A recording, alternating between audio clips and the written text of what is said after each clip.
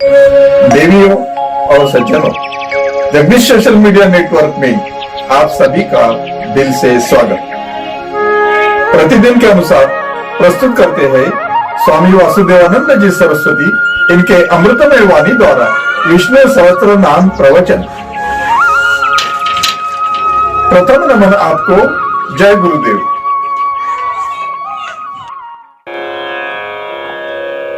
श्री विष्णु सहस्त्रनाम ज्ञान यज्ञ प्रवचन क्रमांक 322, श्लोक क्रमांक 46 और नाम क्रमांक 306। आज 28 मार्च 2021 है और आज होली का पर्व है। आज से उज्जैन नगरी में होने वाले अपने महामृत्युंजय महायज्ञ की पूर्णाहुति के ठीक 330 दिन शेष है। जय महामृत्युंजय महायज्ञ। आकाशे तारकं लिंगं पाताले हटकेश्वरं मृत्युलोके महाकालं लिंगत्रयं नमोस्तुते। ओम त्र्यंबकं यजामहे सुगंधिं पुष्टिवर्धनम् उर्वारुकमिव बन्धनान् मृत्युर्मुक्षीयमामृतात्। समस्त जन कल्याणे निरतं करुणामयम् नमामि चिन्मयं देवं सद्गुरुं ब्रह्मविद्वरम् शान्ताकारं भुजगशयनं पद्मनाभं सुरेशं विश्वाधारं गगनसदृशं मेघवर्णं शुभांगं लक्ष्मीकान्तं कमलनयनं योगिभिर्ध्यानगम्यं वन्दे विष्णुं भवभयहरं सर्वलोकैकनाथम्। युगादिकृद्युगावर्तो नैकमाय महाशनः अदृश्य व्यक्तरूपश्च सहस्रजिदनन्तजित्। ओम सहस्त्रजिते नमः। ओम तत्सत। वह परमात्मा अदृश्य स्वरूप है, यह भी बताया। वह परमात्मा व्यक्त रूप है, यह भी बताया। लेकिन वह व्यक्त रूप परमात्मा क्या करता है, इसे अब सहस्त्रजित नाम से कहते हैं। सहस्त्रजित का अर्थ है युद्ध में हजारों देव शत्रुओं को जीतने वाले। भाष्यकार लिखते हैं सुरारीणाम सहस्राणि युद्धे जयति इति सहस्त्रजित। युद्ध में सहस्त्र शत्रुओं को जीतते हैं ना, इसलिए परमात्मा को सहस्त्रजित कहते हैं। इस संसार में देवासुरों का युद्ध अनादिकाल से चलता आ रहा है और हम सभी ने भी इस युद्ध में बहुत बार सहभाग लिया है। यह लुका छुपी का खेल इस सृष्टि में सदैव चलता ही आ रहा है और यह तब तक रहेगा जब तक यह संसार है। और ये दोनों भी देव और असुर अपना अपना अस्तित्व बचाने में लग जाते हैं और दोनों भी जिद्दी है और उनमें असुर ज्यादा ही जिद्दी होते हैं। इतिहास इस बात का साक्ष्य है कि जब जब देवताओं का संगठन टूट जाता है तब तक असुरों की विजय हो जाती है। और शक्ति संगठन में ही होती है, ध्यान रखना। शास्त्र में लिखा है संघे शक्ति कलियुगौ। इस कलियुग में संगठन में शक्ति है। असुर सदैव आक्रामक रहते हैं और देवता अहंकार की बेहोशी में चूर चूर रहते हैं। देखो ना इतिहास को।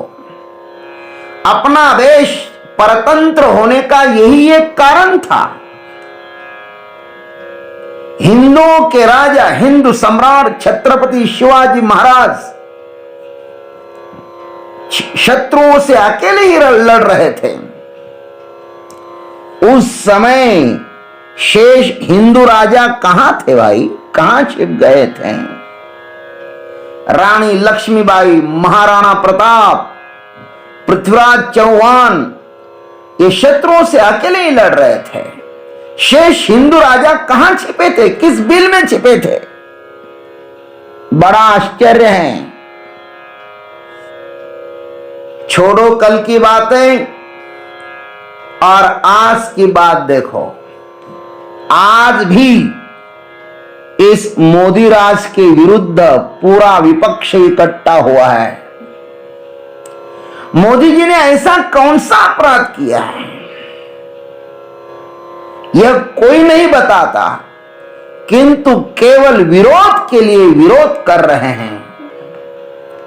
लेकिन इस प्रकार का यह ग्रहण भारत को अनादिकाल से लगा हुआ है। इसी कारण भारत के अब तक 15 टुकड़े हुए थे। 15 टुकड़े महाराज, इस भारत देश को 15 टुकड़े देने पड़े। किस लिए? कौन कौन से वे टुकड़े 15? Iran, Cambodia, Vietnam, Malaysia, Indonesia, Philippines, Afghanistan, Nepal, Bhutan, Sri Lanka, Myanmar, Pakistan, Bangladesh, Thailand, Tibet, ये 15 टुकड़े भारत से अलग हुए हैं। और ध्यान रखना मेरे भाइयों, यदि ऐसा ही माहौल रहा तो और टुकड़े होने में विलंब नहीं लगेगा। इसलिए हमें समय से पहले सावधान होना चाहिए। आज भी कुछ आसुरी शक्तियां हैं जो इस देश के टुकड़े टुकड़े करने में तुले हैं।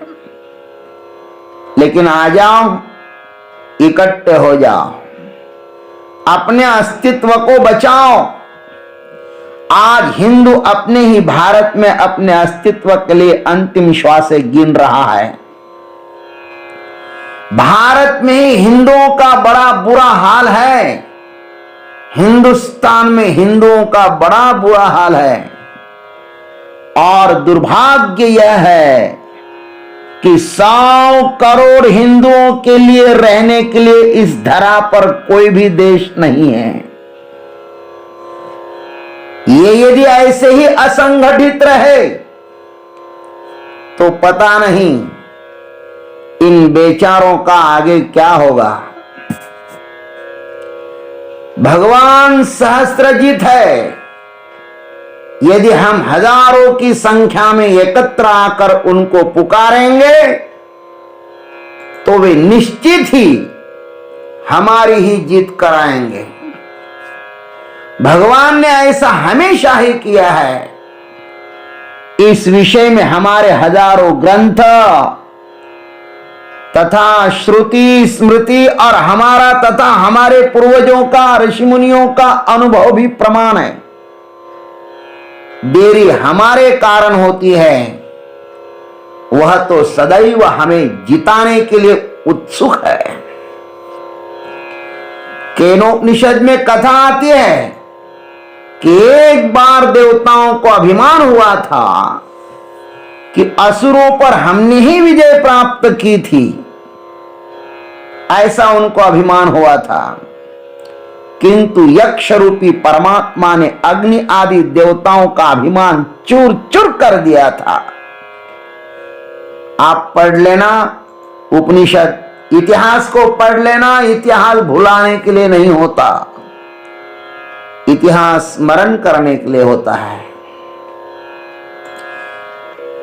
और सहस्त्रनयन इंद्र के समक्ष सहस्त्रजित लुप्त हो गए थे महाराज। सहस्त्रनयन इंद्र के समक्ष सहस्त्रजित परमात्मा जो यक्ष के रूप में आया था ना, वो लुप्त हुआ था। और उसी आकाश में उमा देवी का प्राकट्य हुआ और तब सा ब्रह्मेति होवाच ब्रह्मणो वा एतद् विजये महीयध्वम् इति ततो हवै विदांचकार ब्रह्म इति। केनोपनिषद की श्रुति है। उस ब्रह्म विद्या रूप विद्या ने इंद्र को स्पष्ट ही कहा कि वह यक्ष परब्रह्म परमात्मा ही है। तुम लोग परब्रह्म परमात्मा के ही विजय में इस प्रकार महान महिमान्वित हुए थे, उसके ही कारण तुम्हारी विजय हुई थी। किंतु यह विजय हमारी है, ऐसा तुम्हें मिथ्या अभिमान हुआ है।